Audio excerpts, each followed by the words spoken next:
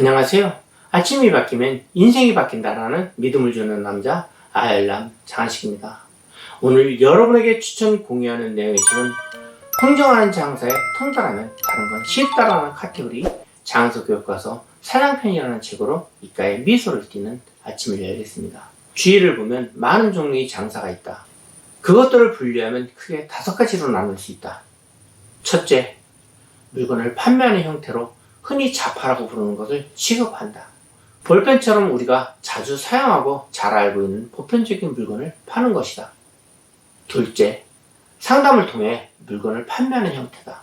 휴대폰, 자전거, 의료기기, 고급 공산품 등을 취급하며 사양이 다양하기 때문에 구매를 결정하기 위해서는 상담이 필요하다.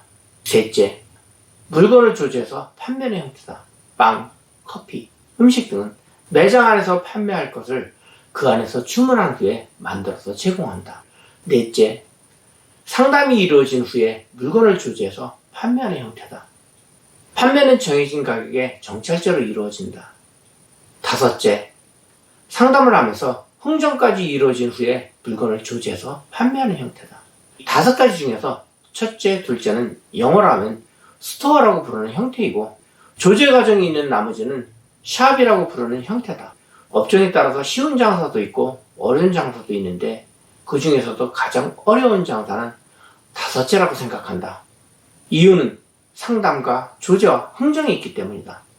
음식점을 예로 들어보면 맛있는 걸 만들어야 장사가 된다. 상담은 없지만 조제라는 변수가 들어가며 맛이 없으면 장사가 잘 될 수 없다. 장사가 어려워지는 또 하나의 변수는 가격 흥정이 있는데 고객가 흥정을 하는 업종은 추가적인 노하우가 필요하다. 맛이라는 기술에 고객이 만족할 만한 가격을 더해 장사를 한다는 것은 정말 어려운 일이다. 소비자는 기본적으로 품질 좋은 물건을 싸게 사고 싶은 심리를 가지고 있다. 내가 하고 있는 안경호는 5가지 장사의 종류 중 5째에 해당하는 것으로 장사 중에 가장 어려운 형태다. 안경은 한 번 사면 오래 쓰고 소비재가 아니라 맞춤이라서 전문성도 필요하다. 또 안경이 잘만 보인다고 되는 게 아니라 패션 제품이라서 유행도 따라야 한다. 고객을 만족시키려면 물건도 예쁘고 많아야 되고 조제도 잘해야 하고 시력 검사와 상담도 완벽해야 한다. 거기다가 가격도 흥정을 잘해야 최종 판매가 이루어지는 것이 안경원의 장사다. 충족해야 할 요건이 많아서 어렵다 보니까 많은 젊은 안경사들이 안경업을 떠나는 경우가 자주 발생한다.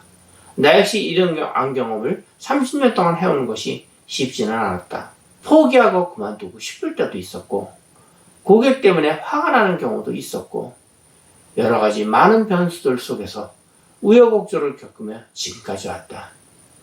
힘든 시간 동안 고객 응대를 했는데 가격 때문에 그냥 나가버리면 정말 속이 많이 상했다.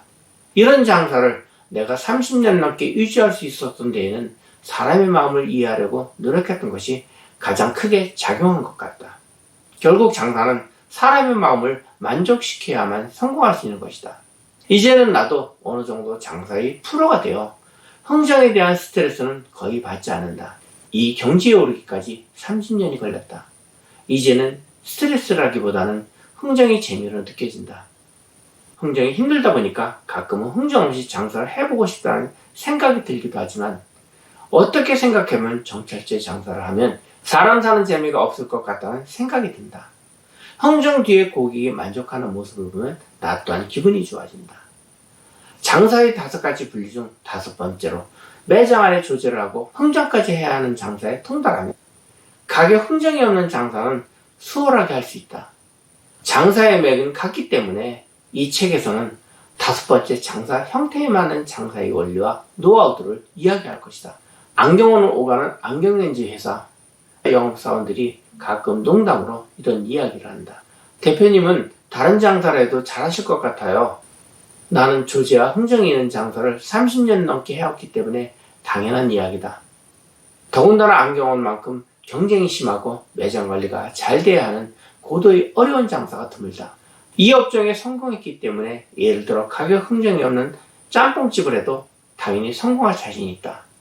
다만 내 장사를 하기 위해 바빠서 하지 않을 뿐이다. 음식점의 기본 원리는 첫째, 맛있게, 둘째, 싸게, 셋째, 양 많이를 충족하는 것이다. 다른 건 중요하지 않다. 맛을 내는 기술을 배우고 가격 좀 적게 받고 많이 먹는 사람들에게 푸짐하게 주면 된다. 5,000원 남기는 대신 1,000원만 남기고 많이 팔면 된다. 마인드만 바꾸면 된다. 실제로 그렇게 생각하는 것이 참 어려운 대목이라는 것이 문제다. 장사교과서 사장편 중에서 사장이라는 자리는 쉽게 얻을 수는 있지만 성공자라는 이야기는 쉽게 듣지 못합니다. 저는 가끔 이야기를 하기도 합니다. 월급쟁이는 화장실에 있어도 월급이라는 메타기가 돌아가지만 사장이라는 직책은 돈과 시간과 아이디어를 갖춘 노력이 없으면 안 된다고 말입니다.